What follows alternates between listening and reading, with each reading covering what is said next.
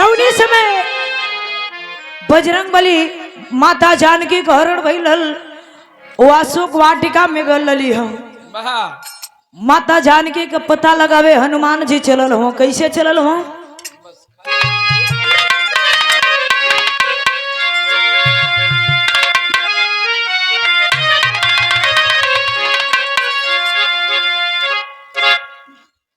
पता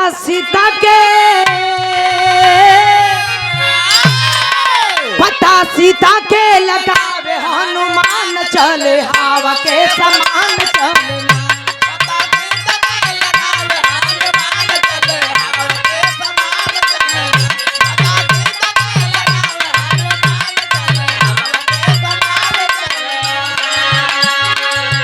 जामवंत समझावे हनुमान पीड़वा उठावे।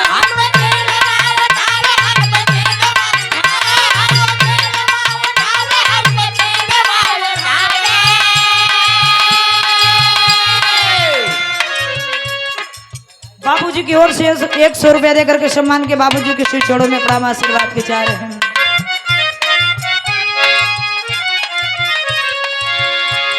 जामवंत समझावे हनुमान पीड़वा उठावे।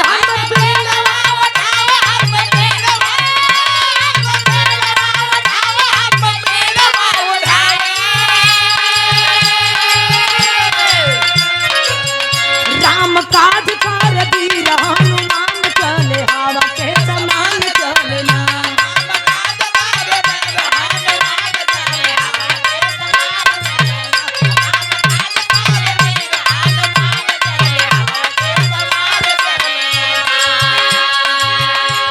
सागर बीच पहुँच जाई वहाँ सूरसा भेटाई।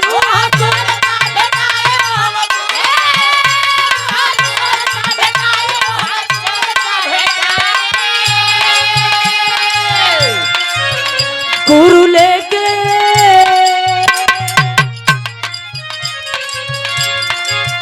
लघु लेके सबके चले प्रणाम चले हवा के समान चले।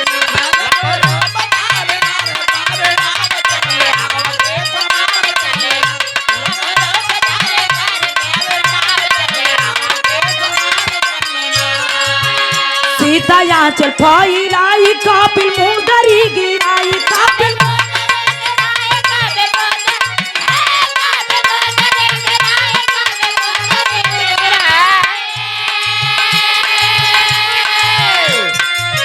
जौनी समय उड़ के प्रभु हनुमान जौनी समय राम राम करे सबसे प्रणाम कर जात हो।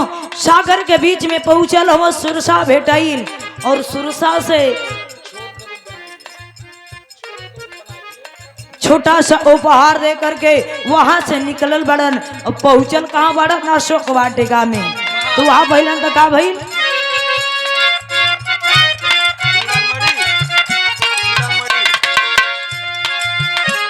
सीता यहाँ चल फैलाई कापिल मुनरी गिराए।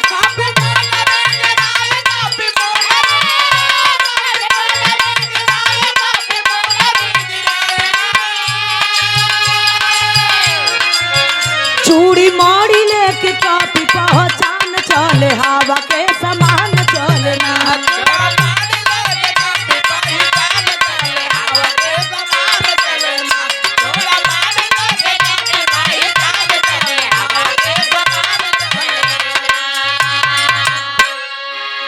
ए भैया जौनी समय माता जानकी के मुनरी गिरौले बड़न मई जानकी देखो तड़ी की तो हमरे प्रभु जी का चीन है आखिर हो के उनकर भेजल कोई दूत आइल हुई। देखो तड़ी के नजर न आवत हो डाइन घेर ले बाड़ी। ए भैया वही बीच में डाइन जब सब शुद्ध गइल बाड़ी तो हनुमान जी सामने आके प्रणाम कैले बाड़न। लगन बतावे मई जानकी रोवे लगले। अपन पहचान देत हो का?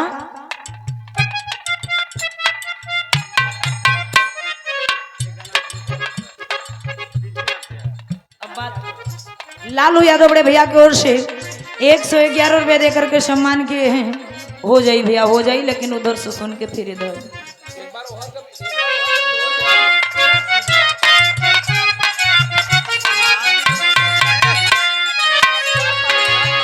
महावीर वापस आए खबर राम के सुनाए खबर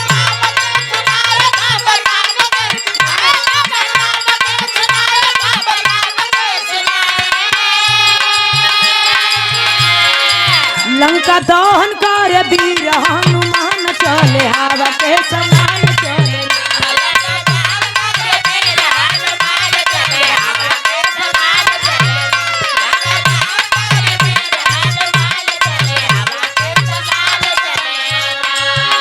चौनी समय रावण देखले हो उनका पूछ में जब कपड़ा बांध के आग लगौले हो तो पूरा लंका के पूरा तहस नहस जला करके वहां से निकलल बड़न।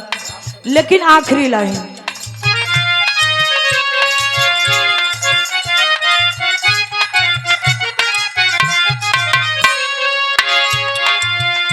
माया पंचदेव पाल कविता गाई के सुनाए कविता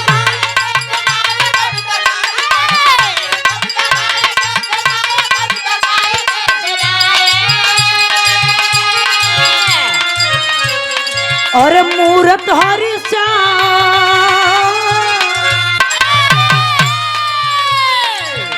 मूरत हरिचंद करे सम्मान चले हवा के सम्मान